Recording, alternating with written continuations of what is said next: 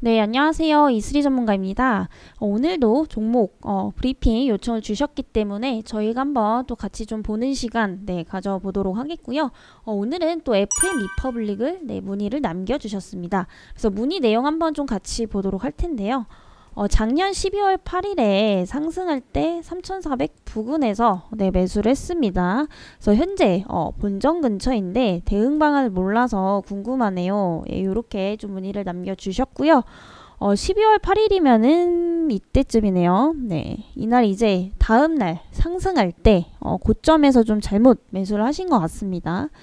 그래도 다행인 것은 이제 중간에 상승폭이 나왔는데 제가 볼 때는 이때 충분히 익절을 할 수 있었음에도 불구하고 지금 못하셔서 계속해서 좀 가지고 있는 것으로 좀 판단이 되고 있는데요. 3,400원이 매수가면은 현재 본전 부근 혹은 이제 약손실 정도 되는 상황이다라고 좀 볼 수가 있겠죠. 근데 제가 개인적으로 판단을 해볼 때는 그렇게 좋은 종목이라고 좀 보긴 어려워요. 일단은 그때 이제 상승을 했던 이유도 결국에 어떤 테마성 이슈 때문에 단기적으로 좀 상승을 하긴 했습니다. 그래서 이 FM 리퍼블릭 같은 경우에는 이제 화장품 기업이다라고 좀 보시면 될 것 같습니다. 그래서 뭐 주요 매출은 이제 중국 시장에 마스크를 이제 판매하는 것으로 좀 이루어지고 있다라고 좀 보시면 될 것 같고요. 일단은 그러면 지금 재무 상황이 어떤지를 조금 봐야 될 것 같은데 이때는 리오프닝 관련주로서 경제활동 재개에 대한 기대감들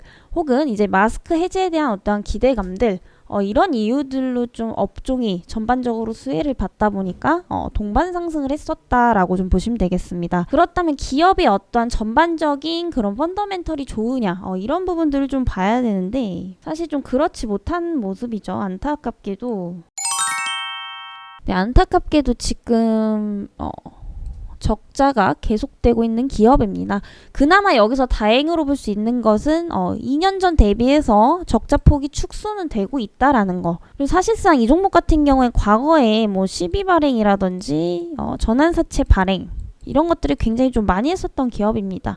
이유는 바로 재무구조에 대한 어떠한 개선 때문이죠. 그래서 실질적으로 지금 자회사가 이제 제이준 코스메틱이라는 화장품 기업이 있죠. 그래서 이 기업의 지분을 팔게 되면서 어느 정도는 재무 구조가 이전보다는 훨씬 더 개선이 된 상황입니다.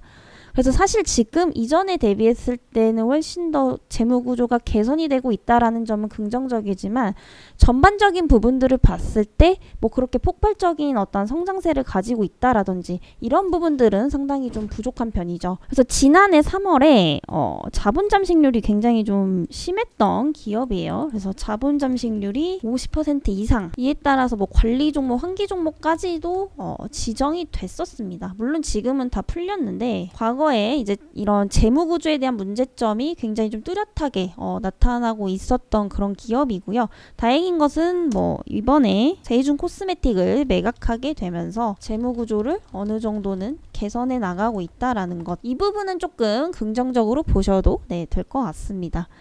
그치만 이 종목에 투자를 한 이유는 결국에 이 화장품 업종에 대한 기대감 때문이죠. 그렇다면 같은 업종에서 뭐 재무 구조도 굉장히 탄탄하고 좀 실적도 잘 나오는 기업들도 분명히 있을 건데 제가 생각할 때는 굳이 다른 종목들도 많은데 이 기업의 굳이 위험을 감수하면서까지 투자할 만한 가치가 있느냐를 봤을 때는 그런 부분에선 좀 부족한 것 같아요. 예를 들면은 뭐 여러분들이 가장 많이 알고 계시는 아모레퍼시픽을 한번 보도록 하겠습니다. 이건 뭐 워낙 대형주기 때문에 대부분 다 알고 계실 것 같은데 아모레퍼시픽은 사실 얘네들도 이제 코로나 때 이제 타격을 너무나 많이 받았죠. 그럼에도 흑자 정도는 유지를 해준 거죠. 19년도에 비해 당연히 영업이익은 4분의 1 수준으로 이제 떨어졌지만은 어쨌든 흑자는 계속해서 유지해주고 이제 작년 같은 경우에는 코로나 이전 수준까지 어느 정도 회복 단계까지는 좀 올려놨었죠. 그러고 나서 올해부터는 본격적으로 코로나 이전 수준까지 좀 돌아갈 수 있을 것으로 예상이 되고 있습니다. 일단 이 수치만 봤을 때는. 그래서 지금 딱 봤을 때도 사실 아모레퍼시픽과 아까 그 FN 리퍼블릭만 비교를 해봐도 재무적으로 이 종목이 훨씬 더 안정이 되어 있다라는 거죠. 같은 섹터고 같은 업종이죠. 이 종목을 매수하시라는 게 아니라 같은 업종에서도 더 좋은 이제 기업들이 많다 보면은 아무래도 수혜를 제대로 받기가 좀 어렵습니다. 그래서 좀 비교 사항을 말씀을 드리는 거고, 만약에 나는 화장품주가 너무 좋아서 계속해서 좀 관심을 가져야겠다라고 하신다면은 이런 실적 부분들을 계속해서 좀 살피셔야 된다라는 거죠. 그래서 혹시 이 문의를 주신 분께서 정말 화장품주가 좋아서 이 업종에 대한 전망을 좋게 봐서 이렇게 좀 종목을 고르신 거라면은 그 업종 내에서도 더 탄탄하고 굉장히 펀더멘털도 좋은 그런 기업들이 있기 때문에 조금 종목 전환을 하시는 것도 전 나쁘지 않다라고 좀 판단이 되고 있습니다.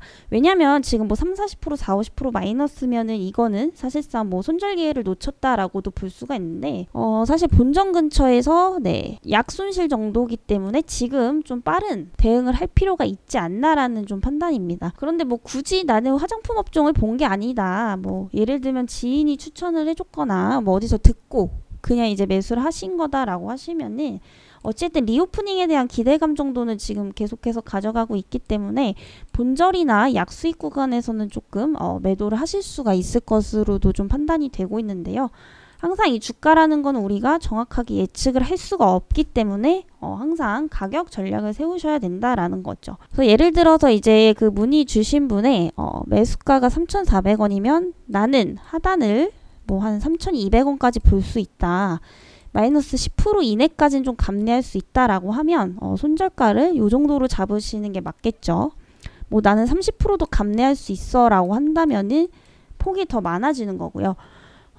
이런 기준들이 있으셔야 된다라는 거죠. 그래서 항상 감내하실 수 있는 그 선을 이제 정해 놓으시고 잡으시는 게 좀 좋으실 것 같아요. 뭐 이거는 익절선도 마찬가지입니다. 예를 들면 처음부터 매수를 하셨을 때 나 이거 뭐 4,000원 가면 팔 거야 라는 어떤 기준이 있었더라면 이 종목은 진작에 수익을 보고 나오실 수가 있었던 거죠.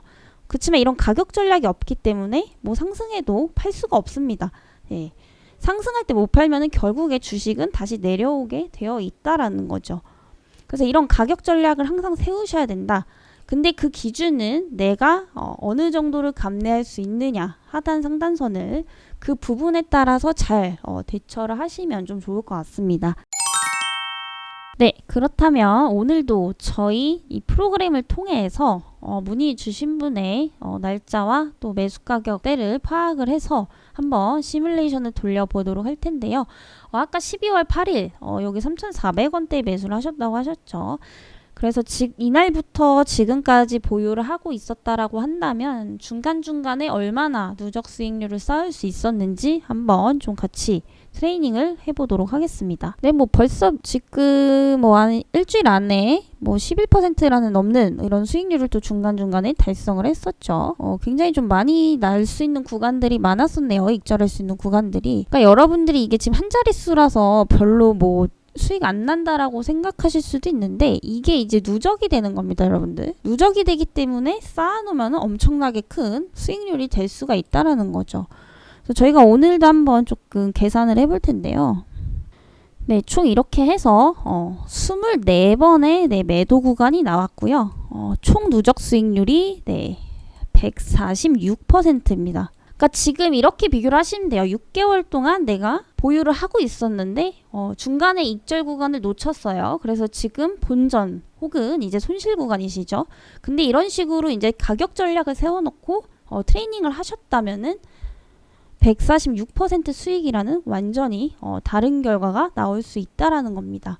그래서 제가 아까도 말씀드렸죠. 항상 내가 감내할 수 있는 기준이 어디고 어디 정도까지 또 감수를 할 수 있는지에 따라서 이런 가격 전략들은 항상 달라질 수 있기 때문에 사실 종목을 좋은 것 고르는 것도 가장 좀 중요하겠지만요. 뭐 종목을 좋은 거 고르는 것도 굉장히 좀 중요하겠지만은 결국에 가격 전략이 없으면은 어디서 사고 어디서 팔아야 될지 모르기 때문에 굉장히 혼란스러울 수도 있다라는 겁니다. 그래서 오늘은 여기까지 좀 마무리하도록 하겠고요. 이 프로그램이 궁금하신 분들은 아랫번호로 네, 문자 남겨주시고 네, 저는 또 다음 시간에 뵙도록 하겠습니다.